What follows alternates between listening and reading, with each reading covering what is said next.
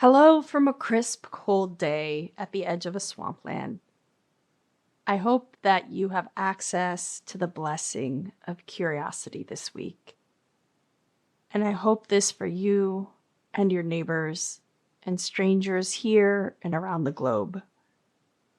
Today is Wednesday, April 9th. My name is Grover, and this is Grover Reads the News. Would you like to hear a news update? If so, keep listening. If not, I'll offer again next week. And with that, let's hear some news. First, I have news about resistance movements in the United States. At least 1 million people protested across every state in the US and some cities in Europe and Canada as part of a hands-off day of action this past Saturday, April 5th, reports Democracy Now! More than 1,000 people joined together in the small, rural farming town of Sackett's Harbor, New York, in the northwest corner of the state near the Canadian border, a place that's considered the most reliably Republican district in the state.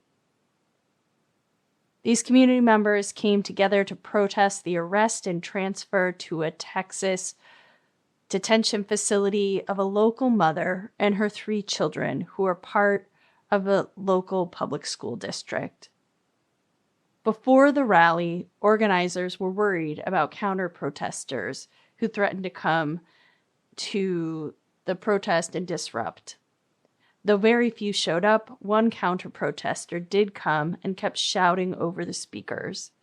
The family's supporters, including several elderly women, began forming a barricade around the man with their signs.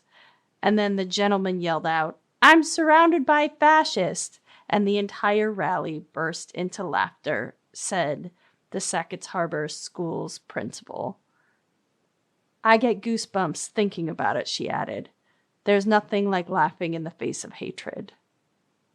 NPR now reports that the mother and her children have been released from the detention facility and will return home to upstate New York this week. Next, we have U.S. executive news about the IRS and ICE. Treasury Secretary Scott Bessent and Homeland Security Officer Kristi L. Noem signed an agreement on Monday, allowing immigration authorities to access highly protected private taxpayer information, putting immigrant taxpayers at significant risk of being tracked, arrested, and deported. Undocumented workers' wages are subject to the same tax withholding and reporting requirements that applies to other U.S. residents, and immigrants have long been assured that their information would not be turned over to immigration enforcement if they paid their taxes as required.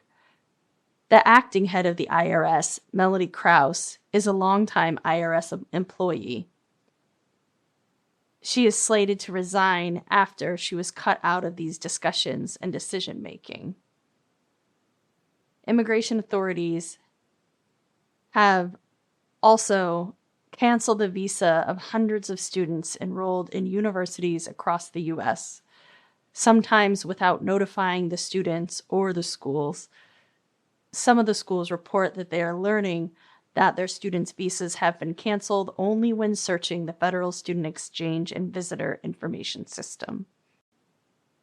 Next, I have transnational news about tariffs. This week, the U.S. president announced increased tariffs on nearly all U.S. trading partners and increases of tariffs on our biggest trade partners, bringing the tariffs on Chinese goods up to 104%. He placed no tariffs on goods from Russia. Quote, "He's putting tariffs on the UK, Ukraine, France, an island that only has penguins on it, but not a country that is clearly working against us," said Mike Thompson, a congressional Democrat. Quote, "It's confusing in every instance." The U.S. and global stock markets plummeted in response to Trump's announcement, and they continue to fall. China and the EU responded to these tariffs by matching tariffs on U.S. goods. Economists widely consider the tariff decisions by the Trump administration reckless and inconsistent, warning that a recession is likely if the tariffs continue. A recession is characterized by a shrinking economy, which has ripple effects including lower employment and layoffs. While the rich may see their balance sheets or stock portfolios change during a recession, those with the least suffer the most from stagnant wages, job loss, government cuts in services, and high cost of interest for things like credit card debt, home loans, car loans, and increased cost of goods. Next, we have international news about South Korea. On Friday, April 4th, the South Korean Constitutional Court voted to uphold the parliament's impeachment of Yoon Suk-yeol, the former president who imposed martial law that sparked a political crisis. Mass sustained protest and refusal to comply from military and other government officials stopped this attempted slide into authoritarian rule, providing a model for other countries fighting to remain democratically run countries. The decision now sets in motion a race to elect the next president within 60 days, as required by the Constitution, reports Reuters. Prime Minister Han Duck-soo will stay on as acting president until a new leader is sworn in. Next, we have Nature news about a lasso-shaped antibiotic. Scientists have identified a new lasso-shaped antibiotic that can kill drug-resistant bacteria. Researchers have identified the new molecule, which can fight against a range of disease-causing bacteria. The new molecule, isolated from soil samples taken from a laboratory technician's garden, is called lauriocinid due to its lasso-shaped structure. The team says that in addition to its potent antibiotic activity, the molecule also shows low toxicity towards human cells, making it a promising molecule in the fight against drug-resistant infections. I, for one, am glad for this soil-derived bacteria and what it might make possible. Thanks for joining me to hear a news summary today.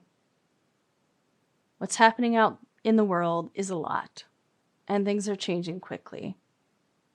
But we don't have to face it alone. I'm glad that we can face it together. If you get a chance, would you share Grover Reads the News with a friend? I'm hearing from lots of people as I move through my everyday life who are looking for a way to sustainably stay connected with the news without being overwhelmed. I bet you know some people like this too. So text it over to them, share it on your social. I'll have a video explaining what Grover Reads the News is all about, available on Substack and Instagram later this week. So keep an eye out there. It's an easy way for you to signal boost if you're already using those platforms. And if you're not, Goddess bless you. If this is the only way we're interacting, cheers. Love this for you. I'll be back next week with another update, and I'll be tracking the news between now and then. I hope you and yours have safety and good connection between now and then. Until next time, be well.